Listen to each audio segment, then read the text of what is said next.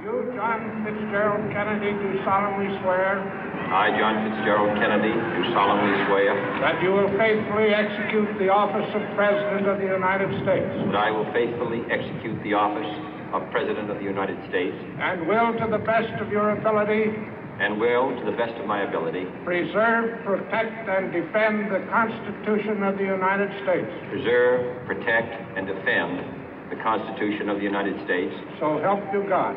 So help me God.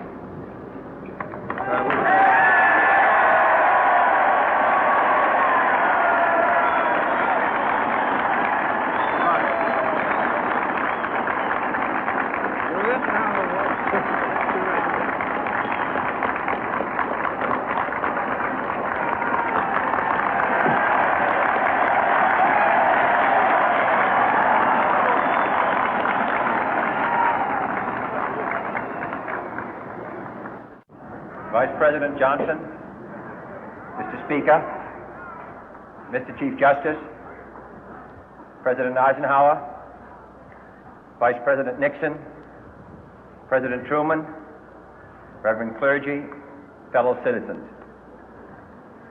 We observe today not a victory of party, but a celebration of freedom, symbolizing an end as well as a beginning, signifying renewal as well as change. For I have sworn before you and Almighty God the same solemn oath our forebears prescribed nearly a century and 3/4 ago. The world is very different now, for man holds in his mortal hands the power to abolish all forms of human poverty and all forms of human life. And yet the same revolutionary beliefs for which our forebears fought are still at issue around the globe.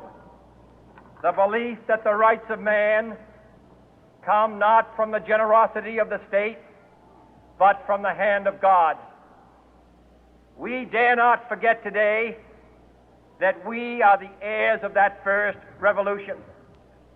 Let the word go forth from this time and place to friend and foe alike that the torch has been passed to a new generation of Americans born in this century, tempered by war, disciplined by a hard and bitter peace, proud of our ancient heritage, and unwilling to witness or permit the slow undoing of those human rights to which this nation has always been committed and to which we are committed today at home and around the world.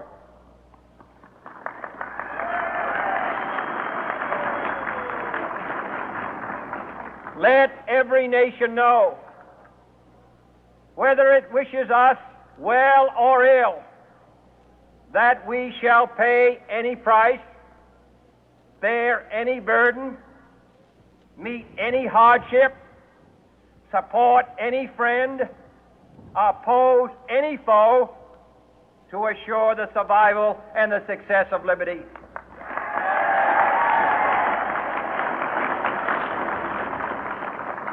This much we pledge and more. To those old allies whose cultural and spiritual origins we share, we pledge the loyalty of faithful friends. United, there is little we cannot do in a host of cooperative ventures. Divided, there is little we can do, for we dare not meet a powerful challenge at odds and split asunder. To those new states whom we welcome to the ranks of the free, we pledge our word that one form of colonial control shall not have passed away, merely to be replaced by a far more iron tyranny. We shall not always expect to find them supporting our view, but we shall always hope to find them strongly supporting their own freedom, and to remember that in the past, those who foolishly sought power by riding the back of the tiger ended up inside.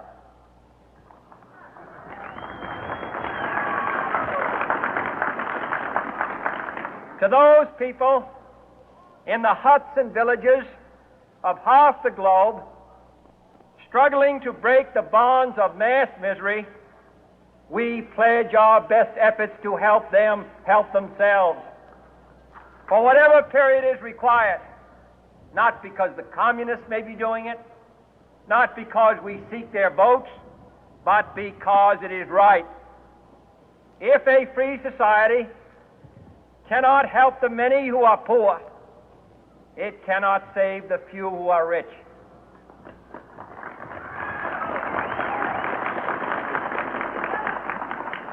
To our sister republics south of our border, we offer a special pledge to convert our good words into good deeds, in a new alliance for progress, to assist free men and free governments in casting off the chains of poverty.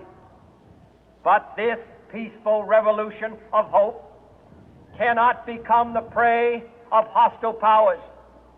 Let all our neighbors know that we shall join with them to oppose aggression or subversion anywhere in the Americas. And let every other power know that this hemisphere intends to remain the master of its own house.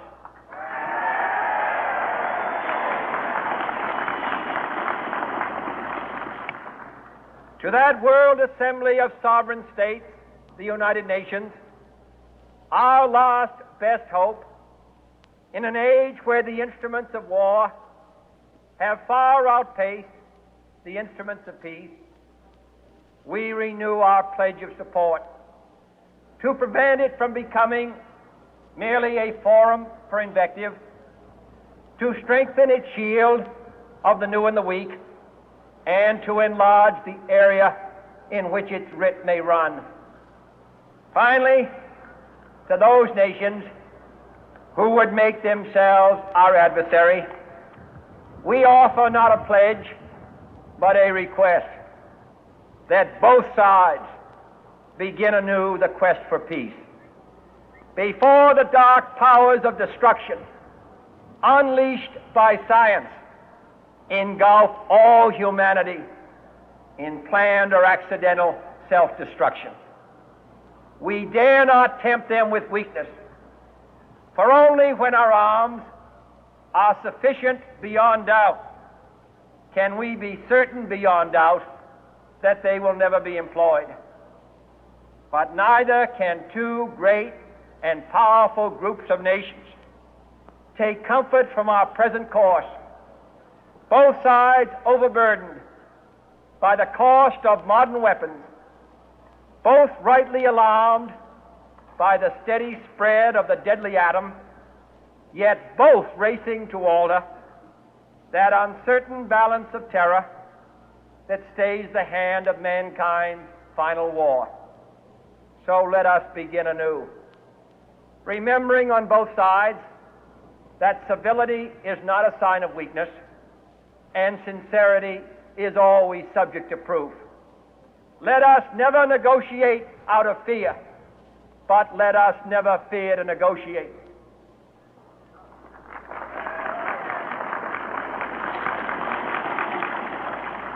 Let both sides explore what problems unite us, instead of belaboring those problems which divide us. Let both sides, for the first time, formulate serious and precise proposals for the inspection and control of arms, and bring the absolute power to destroy other nations under the absolute control of all nations.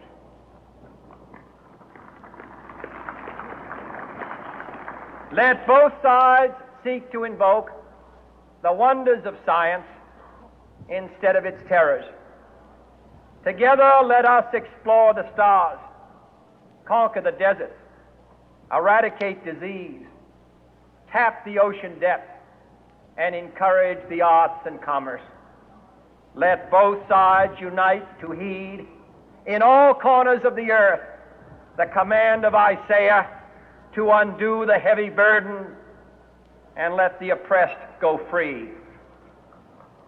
And if a beachhead of cooperation may push back the jungle of suspicion, let both sides join in creating a new endeavor, not a new balance of power, but a new world of law, where the strong are just and the weak secure and the peace preserved.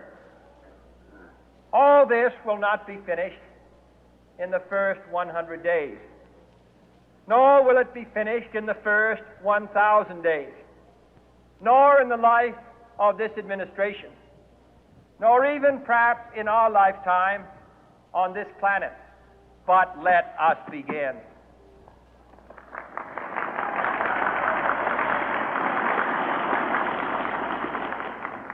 In your hands, my fellow citizens, more than mine, will rest the final success or failure of our course. Since this country was founded, each generation of Americans has been summoned to give testimony to its national loyalty. The graves of young Americans who answered the call to service surround the globe.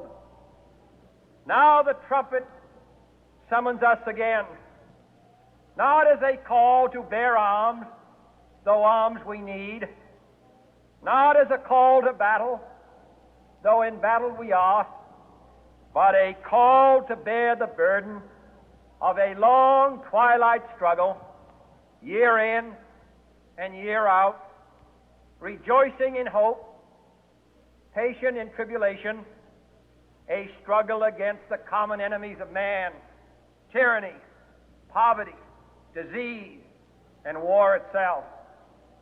Can we forge against these enemies a grand and global alliance, north and south, east and west, that can assure a more fruitful life for all mankind? Will you join in that historic effort?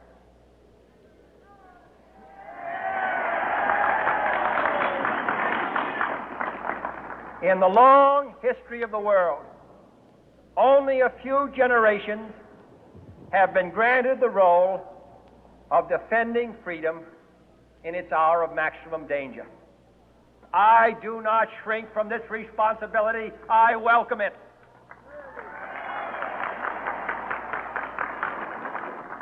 I do not believe that any of us would exchange places with any other people or any other generation.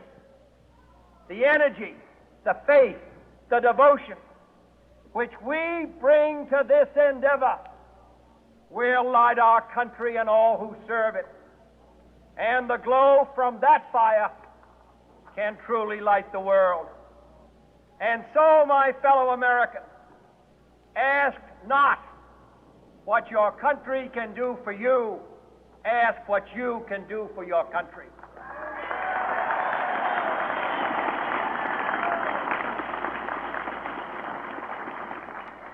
My fellow citizens of the world, ask not what America will do for you, but what together we can do for the freedom of man.